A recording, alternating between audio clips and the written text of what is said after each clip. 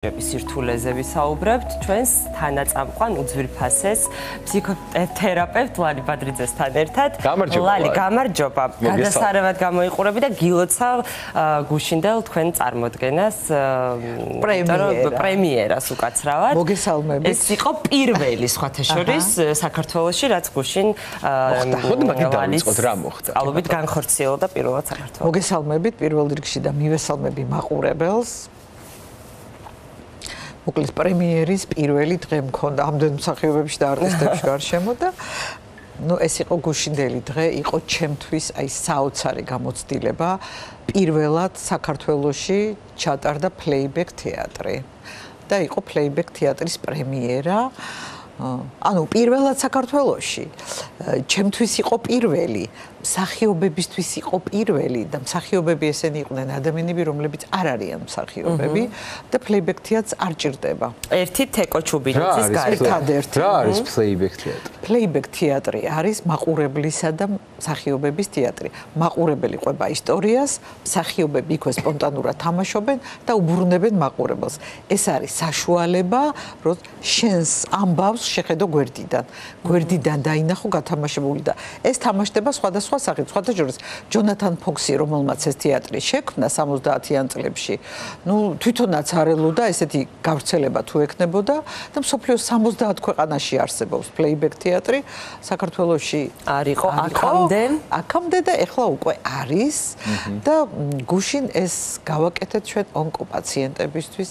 საოცარი ვარდისფერი სივრცის გოგოებისთვის ესენი არიან ხალხო არ ვიცი საოცარი ადამიანები ესენი არიან ადამიანები რომლებმაც თავიდან დაიწყეს სიცოცხლე რომლებიც თავიდან დაიბადნენ და ესენი არიან აი ყველა ადამიანისთვის ალბათ мотиваცია ესენი არიან ადამიანები რომლებმაც დაამტკიცეს რომ შეუძლებელი არაფერი არ არის და მათთვისაც ეს იყო პირველი კარგია. და მაყურებელი, რომელიც არ ვიცი რა ხდებოდა, იყო ბევრი ცრემლი, იყო ბევრი სიცილი, იყო ბევრი ემოცია.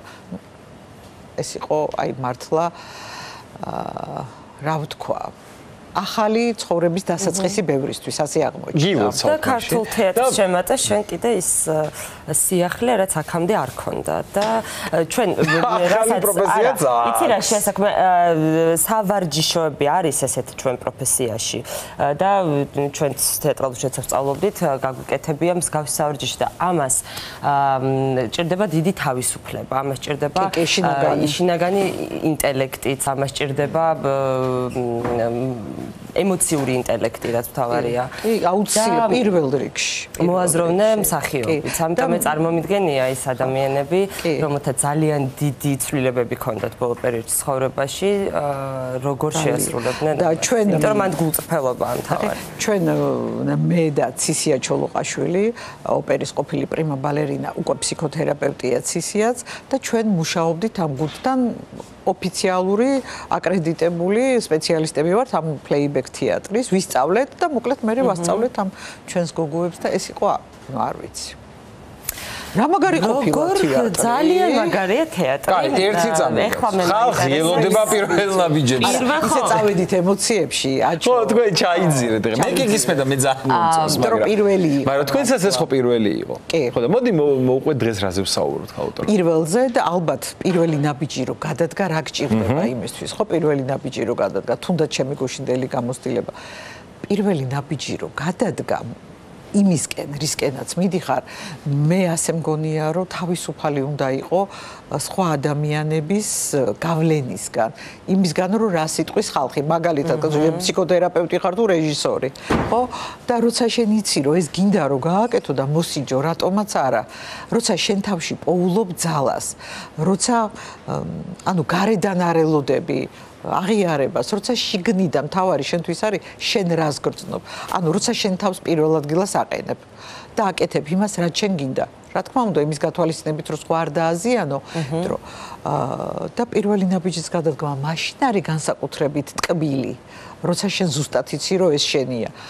აი სკოლაში წასვლა ხარ დარწმუნებული რომ მაშინ არის ძნელი სკოლაში რომ მიყავს ძალი და რო არ იცის რა არის ძალიან ხშირად ბავშვმა ხო თუნდაც სამსახურში მშობლებმა მოგაწყეს და მიდიხარ და შეიძლება შენი საერთოდ არ არის, მაშინ გეზარება. იმ ნაბიჯის გადადგმას გეუბნებიან, ეს საქმე დაიწყე და გიჭირს.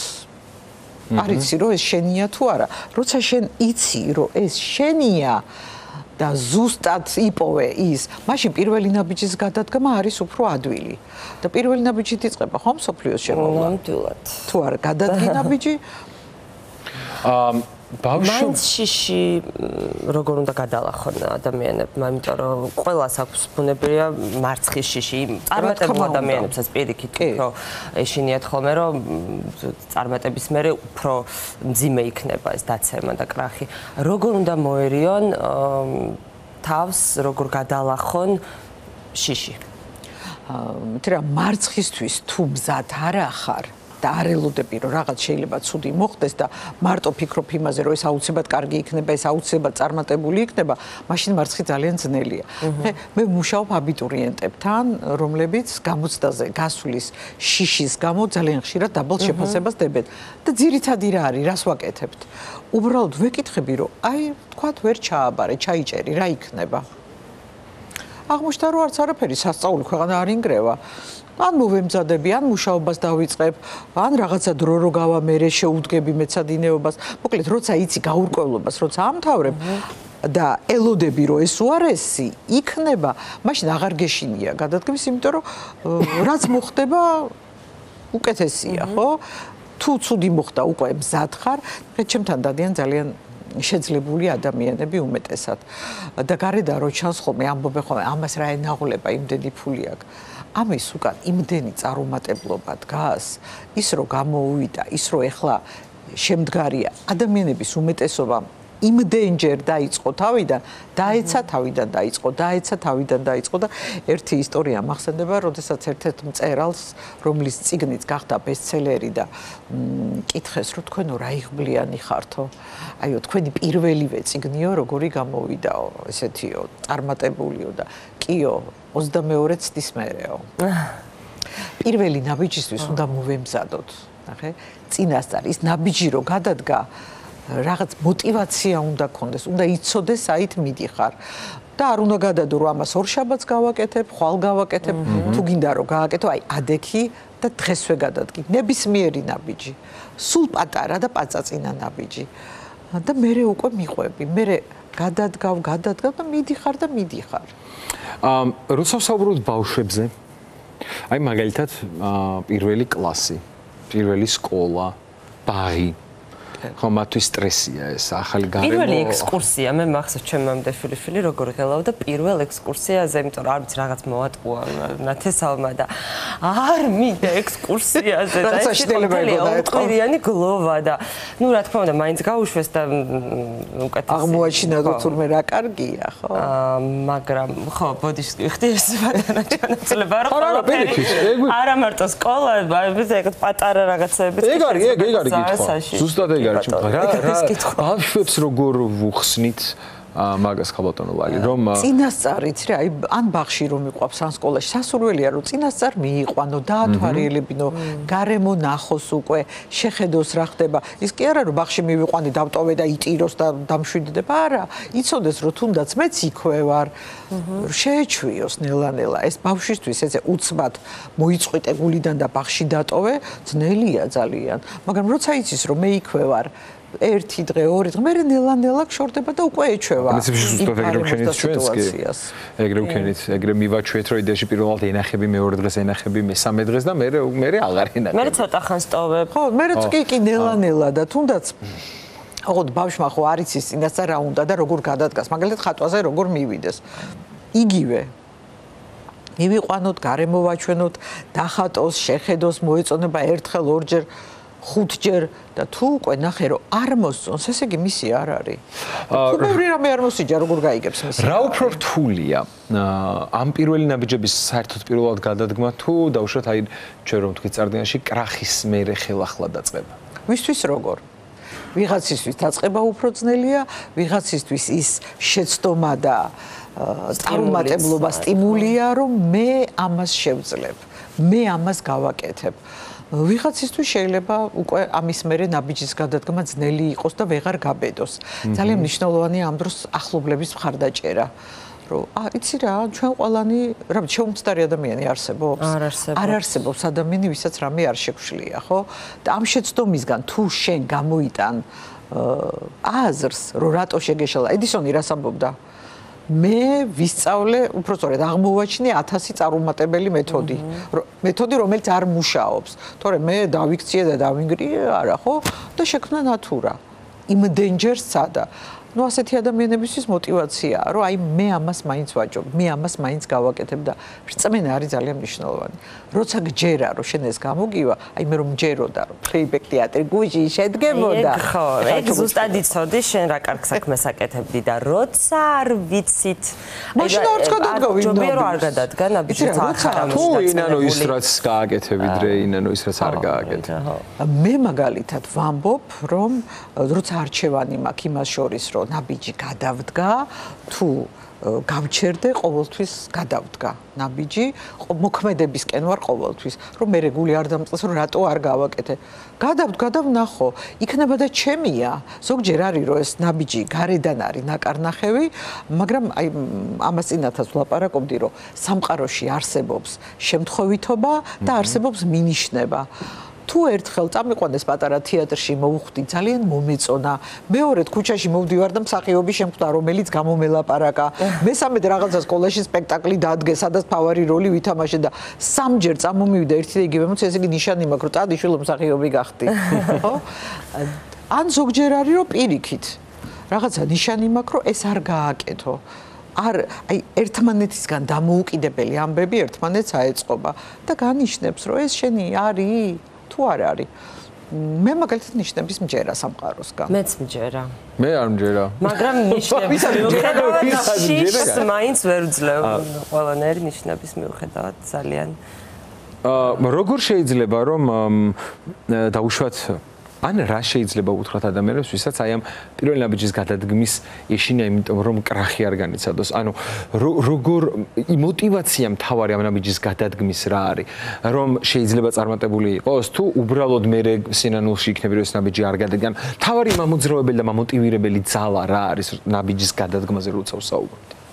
თან ეს აქვე დავამატებ, ბოდიში, აქვე დავამატებ ეს ხო ძირითადად დაუშვათ მოდი ავიღოთ აი ბიზნესი, არ ვიცი, ავიღოთ რაღაც საქმე, საჯარო გამოსვლა. ალბათ ეს ამას ხო მე გარშემო კრიტერიუმებიც ემატება ფაქტორი, მაგალითად ინტროვერტი ვარ. პირობითად.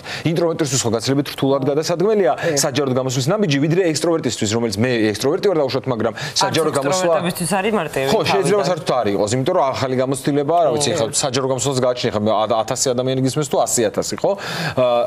ამ კრიტერიუმებს რა როლი აქვს და რა შეიძლება ამ ადამიანებს ურჩიეთ? იცი რა, ეს ინდივიდუალურია აბსოლუტურად. ჩემთვის მაგალითად თავარი მამოტივირებელი არის ის, რაც მე მინდა. და ის რასაც ვაკეთებ და სადაც სიამოვნებას ვიღებ პროცესში.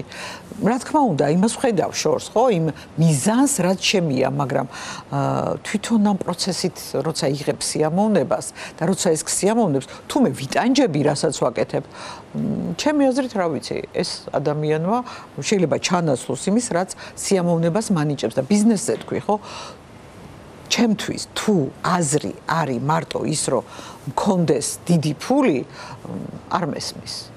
აი, ამას წინათ მეგობარი მეკითხებოდა, რომ მილიონი რომ მოგცენო, $1,000,000 შენ საქმიანობაზე რა სიტყოდი, უარ სიტყვიო და გითხრანო, რომ მორჩა ფსიქოთერაპევტი არ იქნები.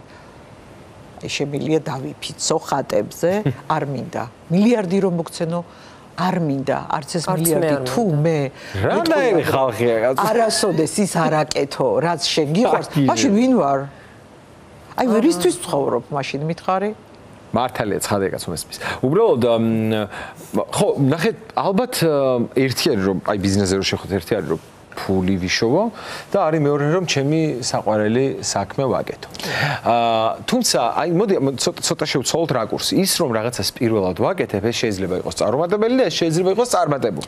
ორივე ვერსია რომ განხილავ წარმატებულობის შემთხვევაში რა თქმა უნდა კრახისთვის ვემზადებით ყველა, მაგრამ აი მაგალითად ჩემს სულს ფანტასტიკური მიგინება ქონდა რომ ზად მე ჩვენმა ბიზნესმა მასწავლა რომ ზად უნდა იყოს წარმატებისთვის, იმიტომ რომ არანაკლებ ძალობას მოითხოვს თურმე, იმიტომ რომ უცებ მოსული წარმატებისთვის თუ არ ხარ მზად, შეიძლება სულ ორივე ზუსტად ერთნაირი შედეგები აქვს. ხო, წარმატებას და კრახს. ხო, ამბობენ ხოლმე ადამიანებს ზოგჯერ წარმატების ეშინია და იმიტომ არ დგამენ იმ პირველ ნაბიჯს. ხო, აი ეს უნდა მეკითხა, ზუსტად. ხო, შეიძლება რომ მაგალითად როცა შეჩვეულები არიან წარმატებული. ხო, შეიძლება ამ ნაბიჯის გადადგმა თქო, ზუსტად მაგამდე მივდიოდი. შეიძლება ამ ნაბიჯის გადადგმის იმიტომ ეშინოდეს, რომ მთელი შენი ცხოვრება იცვლება. ხო, შეიძლება უკეთესობისკენ, მაგრამ არავინ არ იცის. იცვლება გარემო, იცვლება ადამიანების დამოკიდებულება, ყველაფერი გეცვლება. შენი მიდგომა იცვლება ცხოვრების მიმართ და აი ხა რო ახსენე რომ დიდი ფულის შოვნა ვთქვა, არ უნდა იყოს. ნახე, თუ ეს დიდი ფულის შოვნა ემსახურება რაღაც მიზანს, რომ მე ეს ფული მინდა იმიტომ რომ ეს გავაკეთო, ეგ იგივეა ფაქტიურად, რომ თუ მარტო ფული მინდა და არ ვიცი რისთვის მინდა, მარტო იმიტომ რომ გავდიდრდე, აი ეგ ცოტა ისეთი თემაა, მაგრამ თუ მე ვიცი რისთვის მინდა, რომ ამით მე ამისგან ავაშენებ, თუ ეს ვიცი, მაშინ იგივეა ფაქტიურად და მთელი ემოციაც გაქვს, იმ ნაბიჯის გადადგმისაც ნაკლებად გეშინია, სურვილი გაქვს რომ გააკეთო, იმიტომ რომ იცი ამას რაც მოყვება, ხო? თუ გინდა აკეთო ის, რაც არასოდეს არ გქონია, უნდა გააკეთო ის, რაც არასოდეს გაგიკეთებია. და ხანდახან ეს, რაც არასოდეს გაგიკეთებია, არის ის, რომელიც ჩემ დისკომფორტზე გადის. მაგრამ ის რო აკეთო, რაც შენ გინდა, ხანდახან გიწევს იმის კეთება, რაც არ გინდა. თავიდან. რომ მე მიხვიდე იქამდე, რომ ის აკეთო, რაც გინდა. ხო და აი ეს მოვძებნო ჩემ თავში, მაგას ვაკეთებ მე, მაგას ვამსახურები, რომ ზუსტად ვიპოვოთ ის ყველა ადამიანს სხვადასხვა რამე ჭირდება. ზოგს мотиваცია, ზოგს წმენა, ზოგს საკუთარ თავში მძალების მოძებნა, ზოგს წარმატების შიშის დაძლევა, ზოგს წარუმატებლობის შიშის დაძლევა და როცა ამას პოულობ შე რა გიშლის ხელს პირველი ნაბიჯის გადადგმაში. მე უფრო ადვილია, რომ ეს ნაბიჯი გადადგა და წახვიდე იქითკენ, რაც შენ გაგაბედნიერებს. ეხლა პირველ ნაბიჯებზე როცა ვსაუბრობ, პირველ გადადგმულ ნაბიჯებზე როცა ვსაუბრობ, სულ მახსენდება პატარა ბავშვი, რომელიც იწყებს სიარულს, ჯერ ხოხვას. მე ეს ხო, აი ხა თქვენ რო თქვით, რომ მოძრაობაზე ვდებ სულ ფსონს და ასე შემდეგ, რომ მე მოქმედებაზე ვდებ სულ, მეც ალბათ ვფიქრობ ეგრე. ის ინსტინქტში გვაქვს ალბათ, რომ სულ უნდა ვიაროთ, ანუ დაეციადე თითქოს, მაგრამ სად არის გამართლებული ჭალებში გამართლებული ბავშვობიდან ცხოვრების ბოლომდე რომ სადღაც იღლები აი ამ მოქმედებით. სადღაც ხო ამბობ რომ აი მაგალითად ახლა ედისონის შემთხვევაზე 1000 წარუმატებელი შემთხვევიდან 1000 მე ერთემ სიმბოლურად რო გაამართლა ყოჩაღ მაგას. ან ძალიან მიხარ ახლა კარგად არის განათებული ცხოვრება და კიდე კაი არ ჩამოყარა ხელები და ყურები, მაგრამ თორე ახლა აქ არ ვიждებოდი. მაგრამ ხო, ნამდვილად, მაგრამ ყველა ხომ ვერ იზავს ამას. სადღაც ხო იღლები და ამბობ რომ აი აღარ მინდა ამდეს. ან დროს კარგავ და ფიქრობ რომ დრო შენთვის უფრო ძვირფასია ვიდრე დაუშვათ რაღაცა წამოდება. აქ რა ვშვებით? ანუ არჩევანს როგორ ვაკეთებთ ხოლმე ადამიანები? ან რაზე უნდა ვაკეთებთ? კიდე კარგი რომ არსებობენ ისეთი გამორჩეული ადამიანები, როგორც ედისონი იყო. ისინი ცვიან სამყაროს. რა თქმა უნდა, ყველანი უნიკალურები ვართ. კი. ჩვენ ყველანი ვცვლით სამყაროს. თუმცა არიან ადამიანები, რომლებსაც ამისი უფრო დიდი უნარი აქვს და რომ ეს ადამიანები სამყარო არ შეიცვლება და ყველაფერი, რასაც ვხედავთ, ოდესღაც ვიღაცის ოცნება იყო. და იმ ოცნებისკენ რომ არა ეს გადადგმული ნაბიჯები, ჩვენ არ ვიცხოვრებდით იმ სამყაროში, რომელშიც ვცხოვრობთ. ემოციების შემთხვევაში როგორ უნდა დავძლიოთ ეს ყველაფერი? არის ქმედება, ხო ამ შემთხვევაში ქმედებაზე ვლაპარაკობთ. ემოციურად როგორ უნდა გადავდგათ ეს ნაბიჯი, რომ ჩვენი გრძნობებიც კი შევცვალოთ? ხო არის შესაძლებელი. თუ გაქვთ 1-3 საათი რომ მოგვიყვეთ? ხო, რამდენი გვაქვს დრო? 5 წუთი. ხო, 5 წუთში. ცოტა რთულია ამ კითხვაზე პასუხი, მაგრამ ეგზისტენციალური. ემოციები არის ის, რაც მე შიგნიდან ვარ, სინამდვილეში. ამიტომ გავიზარდო უნდა პიროვნულად, ხო? სხვანაირად უნდა უყურებდე სამყაროს, იმიტომ რომ ემოციების გამოწვევა ხელოვნურად სცენაზე კი ბატონო. იწევ ხელოვნურად. სცენაზე კი ბატონო. ქმედებაც კი გაიძულებს რომ და ნახე ემოციების გამოწვევა რა შეუულია, ხო? მაგალითად სიხარულს ვიცი რომ იწევს როცა ნაყინს მივირთვევ. მაგ მომენტში მივირთვა ნაყინი რომ წამომივიდეს ეს სიხარულის ემოცია, თქვა სიტყვაზე ვამბობ. დავაკვირდე საკუთარ თავს რა ემოციას, რა მოქმედება იწევს. და როცა რომელიმე ემოცია დამჭირდება, შემიძლია ის მოქმედება განვახორციელო, რომელიც ამ ქმედების შედეგად მაგალითად რა ვიცი, დუშს ვიღებ და ამ დროს გძნობ რომ რაღაცა ხო, სიმღერის ხასიათზე ვარ და რაღაც სუბუქად ვარ. ხო? ან გადიხარ ბუნებაში და გძნობ რომ გინდა სამყაროს ჩაეხუტო. რას გიღინო როგორ მაინდა. ქრისტინე რა თქმა გაიხსენეთ რა წაიღერა. აი ემოცია გამოიწვია. რა ემოცია მოდის აჩი ძიქა მაგაზ მღერი. აბა დააკვირდი. არ ვიცი ამ ბედნიერება სევდა. არა ქრისტინე გიჟრო. რატო გაახსენე? ეს ხევისბერი გოჩა. მუსიკას არ მოაქვს, აი მუსიკას როგორი ემოცია მოაქვს. რა თქმა უნდა. რო ისმენ, იმიტომ რომ რაღაცასთან ასოცირდება და როცა მაგალითად საყვარელ ადამიანთან ერთად ერთ მუსიკას უსმენ, ამის მერე, როდესაც ამ მუსიკას უსმენ, რაღაცა გაახსენდა, ხო? რაღაც გააგშენი მუსიკა ეთყობა. რასაც რო უსმენ, ხო? ეხლა რო გენახათ მე გზაში როგორ მოვდიოდი მუსიკის ფონზე. თან ჭერ გადახდილი, აგერ კი იცის ქალბატონმა და დავლანდავ ხოლმე. ავტომობილში მუსიკა კი ემოციები არის ის, რაც მუსიკას ნამდვილად მძაფრად მოაქვს და სხვა შორის მაგაზე მე ბევრი მიფიქრია, უცებ პატარა ლირიული გადახვევა გავაკეთოთ, მე ბევრჯერ მიფიქრია, რომ მუსიკით შეგიძლია შენ ხელოვნურად მართო შენი ემოციები. რატომაც აი სულ ხასიათზე რო ხარ ძალით მოусმინო კარგ მუსიკას და რაღაცა ტრიგერი ზუსტად ეგ არის ის, რაც თქვით, რომ ის რაც მე დავაკვირდები და მოაქვს ემოცია, ერთ-ერთი მუსიკაა, რომ ამ მუსიკას მოაქვს ეს ემოცია, ნახე ჩვენ ვეძახით დაღუზვას ამას. მაგალითად აი წეგან როგორც ვახსენე რომ საყვარელ ადამიანთან ერთად უსმენ ამ მუსიკას და აი ძალიან ბედნიერი წუთები გაქვს ხო ერთხელ მოусმინე ორჯერ ამის მერე ეს მუსიკა ნებისმიერ ადგილას სადაც გინდა გაიგო ავტომატურად შენ სხეულში მოდის ეს ემოცია ის სიამოვნების განცდა რაც იყო და მე ვფიქრობ რომ რატო ვარ ცუდ ხასიათზე სინამდვილეში ეს უკვე დაღუზული ხარ ამაზე და უკვე ეს ემოცია ამ მუსიკასთან ერთად შენია და თუ ვინმე იცის ეს შენი ამბავი რომ ეს მუსიკა შენზე ესე მოქმედებს